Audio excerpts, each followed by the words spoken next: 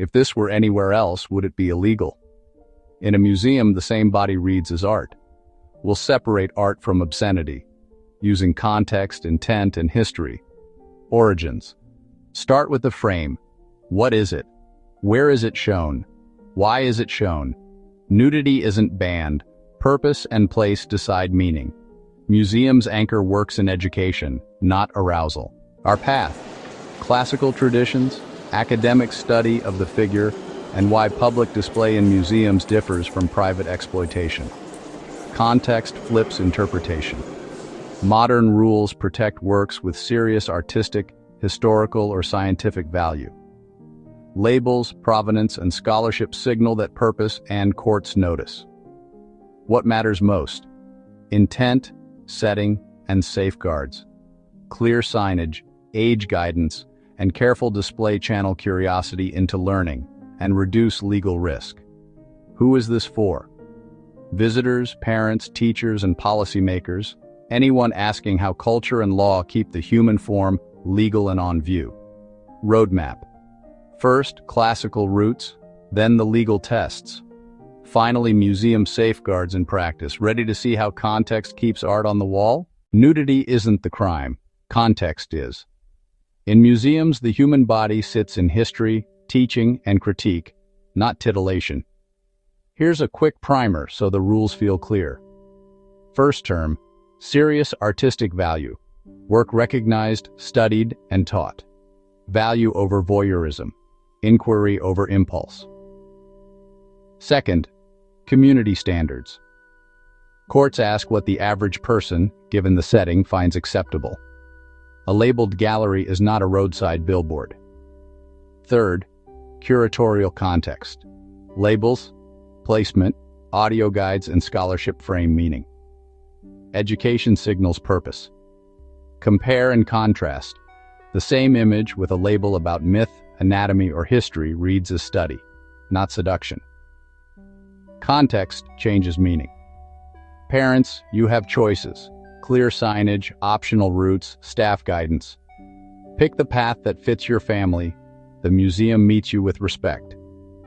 School groups get age-appropriate tours and teacher resources.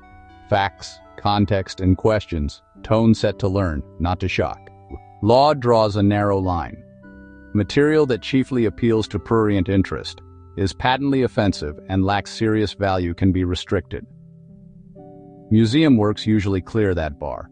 Quick match. Value, serious and studied. Standards, setting matters. Context, curation and labels. Policy, age guidance and choice. Rules vary by country. Museums follow local law and professional codes, so check guidance where you visit. Visitor tips, read labels, choose your route, and ask staff for alternatives. Access with respect is the goal. In short, context over shock, education over arousal, value over voyeurism. Up next, how history and law built these guardrails. Begin with a map, the body as ideals traced in Greece and Rome. Harmony signaled virtue, proportion taught ethics in stone. Sculptors pursued measured balance, believing form could model order. The Renaissance rewrote that map through humanism, life drawing, anatomical study, casts, and academies refined technique. Learning the body became learning art. What if technique, not titillation, was the point? That lineage shapes today's museums, where context and scholarship guide how we see. Not all provocative images are illegal. The law separates protected art from obscenity by asking who it's for, where it appears, and why. Venue and audience shape the analysis. In U.S. law, the obscenity test asks three things. 1. Does the dominant theme appeal to prurient interest under community standards? 2. Is it patently offensive? 3. Does it lack serious artistic, educational, or scientific value? A curated museum display with labels, scholarship, and education differs from commercial shock tactics designed to provoke. Context turns heat into history. Serious value matters. Wall text, catalog essays, and educator notes place difficult works inside history and ideas. Signals courts and communities recognize as protective. Advisory signage and age guidance help families choose their route. Parental guidance invites decisions without bans. Intent matters. Works shown to teach, critique, or document are read differently than those meant to arouse. Venue policies reflect that difference. Parents and museums both choose policy, signage, and context on one side, family values and readiness on the other. For minors, local rules and institutional policies add guardrails, time, place, and manner, without judging the art's value. When controversy rises, boards consult policy, curators, and communities. Dialogue adjusts presentation, not legality. Recap: obscenity is narrow. Art with serious value and context is generally protected. Intent, venue, and community standards guide decisions. Signage supports parental choice. With clear advisories and optional routes, neutral educational spaces let everyone participate at their comfort level, transparently and respectfully. Up next, continue the conversation below, and consider how policy and presentation shape what we see and how we learn. Today, the practical frame. Labels, tours, routes, policies, and access tools can flip the same object from erotic to educational. Watch how presentation guides meaning. Labels first: title, maker, date, culture, purpose. A line like anatomy study for academy training or ritual figure for fertility rites redirects attention to history and use. Guided tours set tone. A docent uses clinical terms, torso, pelvis, musculature, links myth and place, invites questions, and steers giggles toward facts.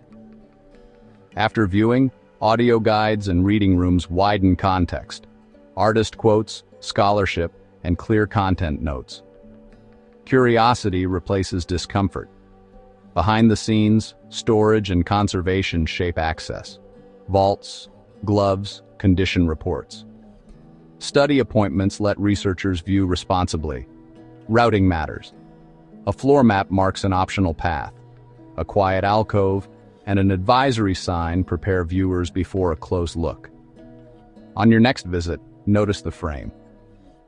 School groups use age-appropriate stops, opt-out routes, and chaperone plans. Pre-visit packets give shared vocabulary. Public policies keep choice clear. Content icons, photography rules, and respectful conduct codes. Access stays open. Visitors choose comfort. Conservation is quiet context. No touching, stable climate, gentle cleaning. Careful surfaces invite historical reading over prurient focus. Accessibility reframes the visit. Captions, large print labels, audio description, ramps, and quiet hours shift the experience from private to shared learning. Language choices matter: bodily, intimate, ritual, never lurid. Docent training aligns vocabulary so the work stays human, situated, teachable. Next time, scan the frame. Labels, tours, routes, policies, access tools. That frame turns potential eroticism into education. The frame teaches as much as the art. In Paris, in Tokyo, in Brussels, museums balance access with care through clear rules. Context panels, age guidance, and curator notes frame the work. Education over alarm. With clear signage and choice of route, visitors engage thoughtfully, reading context, asking docents, seeing a story, not just an image. Where should museums draw the line, context or content? Watch more global culture documentaries on this channel.